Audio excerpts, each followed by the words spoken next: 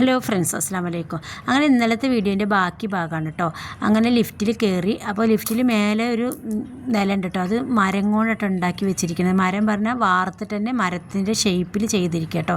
അടിപൊളിയാണ് കേട്ടോ കാണാൻ. അതിൻ്റെ മേലെ കണ്ട മയിലിരിക്കണത്. അങ്ങനെ മയിലും പിന്നെ അവിടെ നിന്ന താഴത്തേക്കുള്ള വ്യൂ മൊത്തം കാണാം കേട്ടോ. അതൊക്കെ നിന്ന് നോക്കുമായിരുന്നു.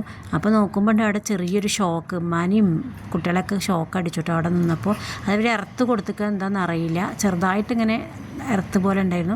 പിന്നെ ഞങ്ങൾ ലിഫ്റ്റിൽ താഴേക്ക് വന്നു കേട്ടോ. താഴേക്ക് വന്നിട്ട് പിന്നെ അത് ഓരോന്നായിട്ട് കാണുകയാണ്. എന്തായാലും പൈസ കൊടുത്തിന് മുതലായിട്ടോ. അടിപൊളി സാധനങ്ങൾ. ഒരു കിളി നോക്ക്, അതിങ്ങനെ സ്ട്രൈറ്റ് ചെയ്ത പോലെ കേട്ടോ. മുടികൾ നിറയെ ഉണ്ട് കേട്ടോ. അങ്ങനത്തെ കിളികൾ പല ഭാഗത്താണെന്നോ പറഞ്ഞിട്ടോ. ഓരോ രാജ്യത്തെ കിളികളൊക്കെയാണെന്ന് പറഞ്ഞത്. എന്തായാലും നമ്മളെ നാട്ടിൽ സൂവിൽ പോയാലൊന്നും ഇതുപോലൊന്നും കാണാൻ എന്തായാലും കഴിയില്ല കേട്ടോ. ഇവിടെ പിന്നെ പൈസ കൊടുത്താലും അടിപൊളിയായിട്ട് കാണാൻ പറ്റുന്നുണ്ട് കേട്ടോ. സൂപ്പറാണ് കേട്ടോ കാണാനായിട്ട്. അങ്ങനെ ഇതാ ഓരോന്ന് കണ്ട് പിന്നെ ഞങ്ങളിതാ പിന്നെ കയറിയത് ഇതാ പാമ്പിൻ്റെ ഇതിലേക്കാട്ടോ. റബ്ബേ, ഞാൻ കാണാൻ കൊതിച്ച സാധനമായിരുന്നത്. ഞാൻ കുറേ നേരമായിട്ട് അനിയോട് ചോദിക്കണം പാമ്പ് എവിടെയെന്നാവുമെന്ന്. എത്ര വലിയ പാമ്പുകൾ, നമ്മൾ ഇത്രയും കാലം ജീവിതത്തിൻ്റെ ഉള്ളിൽ കാണാൻ പറ്റാത്ത പാമ്പുകൾ കേട്ടോ. അത് ഒരെണ്ണമൊന്നുമല്ല, ഒരുപാടുണ്ട് പാമ്പുകൾ കേട്ടോ. ഇതൊക്കെ ഒന്ന് നേരിട്ടിട്ട് കാണുന്നതന്നെ വേണം കേട്ടോ. ഇതൊക്കെ ഗ്ലാസിൻ്റെ ഉള്ളിലാണ്. ചില പാമ്പുകൾ വെള്ളത്തിൽ കിടക്കണം കേട്ടോ. വലിയ പാമ്പൊക്കെ വെള്ളത്തിൽ കിടക്കണേ. അങ്ങനെ കുറേ നേരം നിന്നിട്ട് അതൊക്കെ നോക്കിയിരുന്നു കേട്ടോ. പാമ്പുകളാണ് ഒരു അതിശയപ്പെട്ടത് കേട്ടോ. പിന്നെ മുതലി ഉണ്ടായിരുന്നു കേട്ടോ അവിടെ. അങ്ങനെ പിന്നെ എട്ടുകാലി, അങ്ങനെ ഓരോ സാധനത്തിന് ഉള്ളിലിട്ടിട്ടുണ്ട്.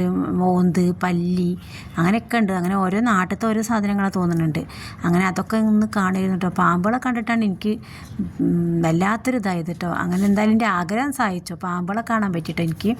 അങ്ങനെ അതിൻ്റെ ഉള്ളിൽ നിന്ന് പുറത്തിറങ്ങി കേട്ടോ. പിന്നെ ഇതൊക്കെ ഒറ്റ നോക്കി, നമ്മൾ ഈ പപ്പടക്കമ്പി ഉണ്ടാവില്ലേ, അതുപോലെ ഉണ്ട് കേട്ടോ അതിൻ്റെ കാലുകൾ. പപ്പടത്തിൻ്റെ കമ്പി എങ്ങനെ വെച്ചാൽ എങ്ങനെ ഉണ്ടാവും അതേപോലെ ഉണ്ട് കേട്ടോ. പിന്നെ കുറേ കാണാനുണ്ട് അതിൻ്റെ ഉള്ളിൽ.